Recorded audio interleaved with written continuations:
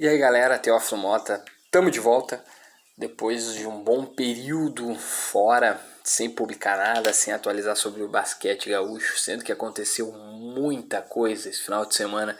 Entre os dias 15 e 16 teve a final, talvez o dia 14, bom, enfim, esse final de semana teve a final da Supercopa RS, que eu já falei um pouco, né, que é um torneio que reúne as ligas do Rio Grande do Sul, as ligas amadoras, e os campeões de cada liga, de algumas ligas que a gente tem aqui, se unem para disputar esse campeonato. Eu ainda pretendo fazer um vídeo tentando entender, compreender e explicar melhor sobre a Supercopa RS.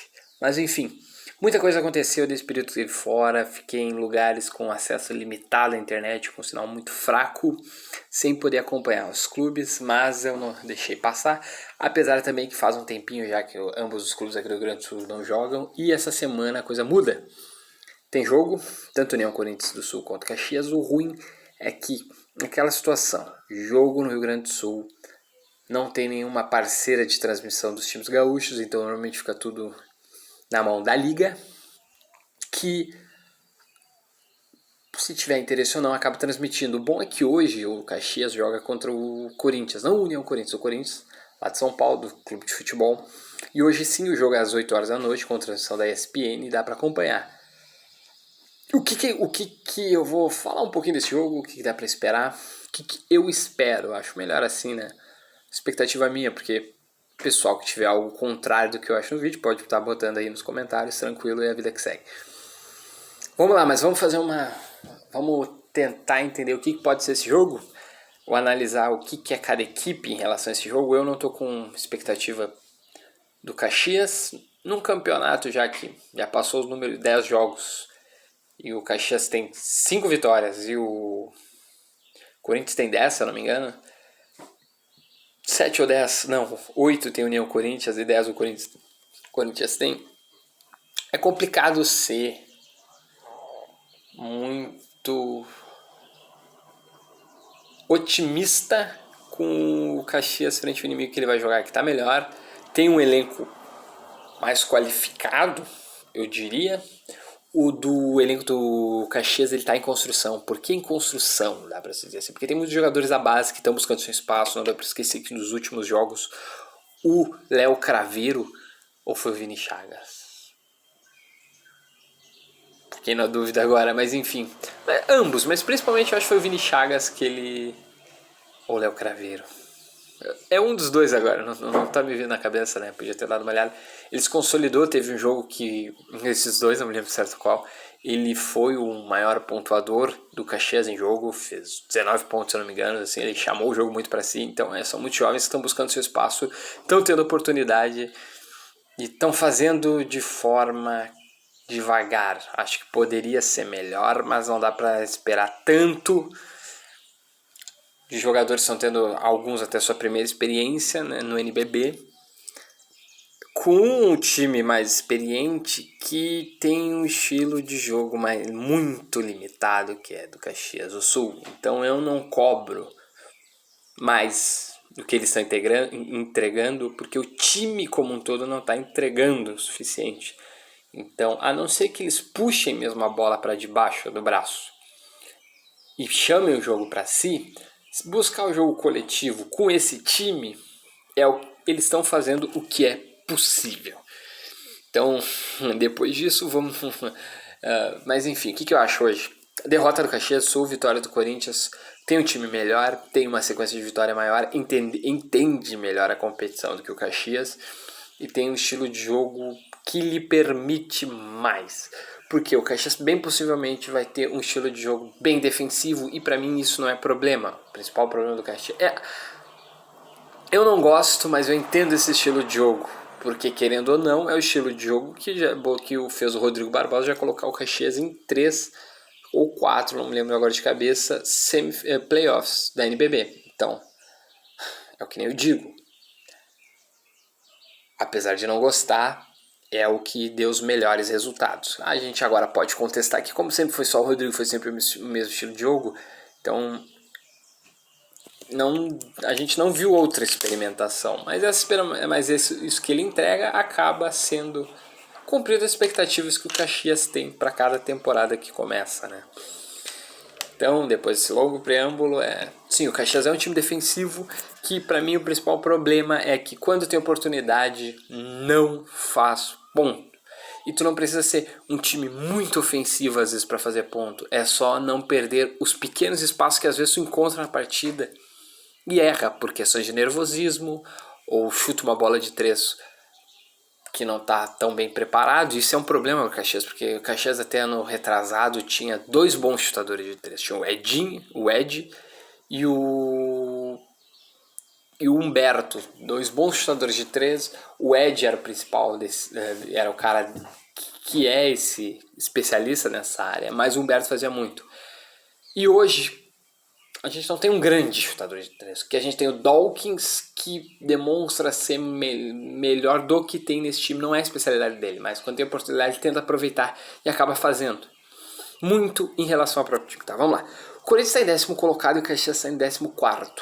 O Caxias tem que abrir o olho, porque ele está em 14º e quantos classificam para os playoffs? 16. Então tem 2 times atrás dele que podem dar perigo? Não, não podem porque já estão classificados. O Caxias não disputa com esse time, mas se a gente pegar o 17º e o 18º, que são o Cerrado e o Brasília, tem uma coisa que pode acontecer. O Cerrado, se ganhar uma partida e o Caxias perder uma, o Cerrado faz 5 vitórias.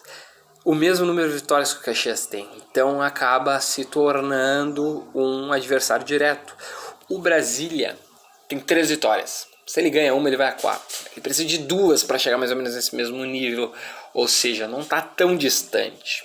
Caxias sim pode perder, mas eu acho que buscar o máximo de vitórias possíveis é o que o Caxias tem que fazer, independente se o time é grande ou se o time é ruim. Porque não dá para esquecer, está acabando o primeiro turno.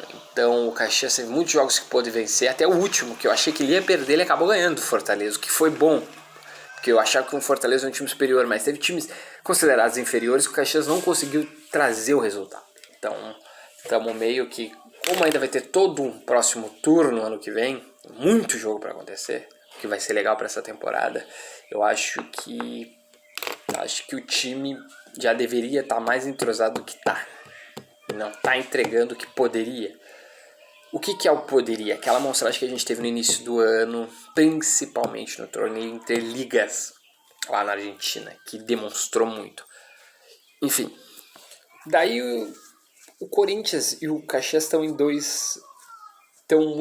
tem situações diferentes. Nos últimos 3 jogos, o Corinthians teve 2 vitórias e 1 derrota. O Caxias teve 2 derrotas e 1 vitória. O Corinthians ganhou do Pato do Minas.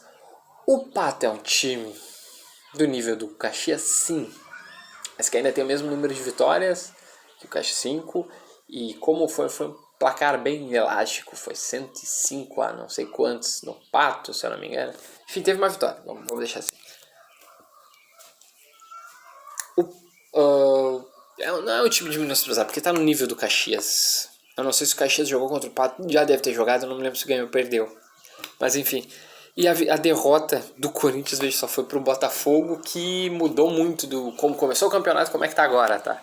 Acho que deu tempo de o time fez algumas contratações, Jamarral Rio, se eu não me engano.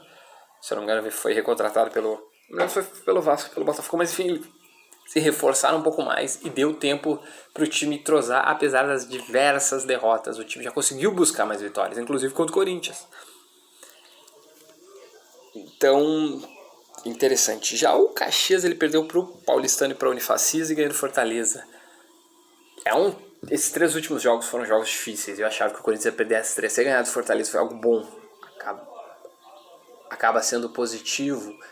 Mas não, achei que seria possível. Isso foi muito bom. O jogo foi acirrado, foi 63 a 62, 64 a 63, não me recordo de cabeça. Foi no detalhe, foi diferença um ponto sim, mas a vitória vem do mesmo jeito, é o que interessa. Hoje pode ser também a mesma coisa para mim, se for 60 a 61 pro Caxias, vindo a vitória, ainda mais time difícil que o Corinthians, já era lucro. Então eu acho que buscar a vitória não vai ser fácil, acho que derrota, mas acho que o Caxias tem que buscar a vitória sim, e tem que tentar melhorar. Eu acho que não mais melhorar, tentar buscar um estilo de jogo alternativo, porque é muito claro a proposta do jogo do Corinthians. Pena que eles fazem isso todo jogo por não ter mais repertório. Parece que todos os jogadores foram pensados para unicamente estilo de jogo, que quando não dá certo, parece que Caxias do Sul não tem outra tática, outra forma de jogo para dar uma variada, buscar uma outra coisa que dá certo. Então é complicado. Eu fui dar uma olhada no elenco ali do Corinthians, cara, eles têm excelentes nomes, assim. Os outros jogadores que eu não vou citar, não quer dizer que eles não são bons, eu não conheço, mas é que, tipo, dos que eu citar, a gente vê que os caras são muito bons, porque tem o Cauê Borges, que já passou pelo Caxias do Sul, o Hetzheimer, o Elinho e o Léo Demetrio. 4 jogadores, praticamente um time titular. E eu não sei se o sistema defensivo do Caxias está pronto para segurar esses caras. Mas enfim, é o que a gente vai vendo. Então, jogo difícil, jogo duro. Na ESPN hoje às 8 horas, Caxias e Corinthians em Caxias do Sul. Quem tá em Caxias do Sul vá ver o jogo. Eu quero ver se ano que vem eu tenho a oportunidade de algum jogo lá, que eu moro em Bento, muito perto de Caxias do Sul, e ainda não fui ver. Quero ver se eu vou em loco, gosto muito. E pra ver o que vai ser. Vamos ver, não tô muito na expectativa. Tô com saudade do Wesley Senna, que demonstrou ser uma peça importantíssima, que, como eu já disse em alguns vídeos, para mim era o prior técnico, apesar do Dawkins ser muito necessário desse time. Ele era o prior técnico porque ele errava muito pouco. O que era o objetivo dele, que era fazer o jogo do garrafão, ele fazia muito bem. Tanto que ele estava nas estatísticas, ele era top 5 de bola de 2, o Wesley Senna. Então, enfim, era isso. Vamos ver como é que vai ser o jogo. Muito obrigado por terem assistido. Não esqueça, no futuro eu pretendo fazer muito breve aí, quero ver falando um pouco da Supercopa RS aqui, né, nossa liga de basquete. E mais qualquer coisa ali, vamos tentar voltar com uma frequência melhor de vídeo, mais claro. Mandem também, quem quiser, tem interesse, aí manda nos comentários o que dá pra fazer também. Outros tipos de conteúdo além de ficar sobre basquete, óbvio, mas que não sai muito disso. Muito obrigado por ter assistido, valeu!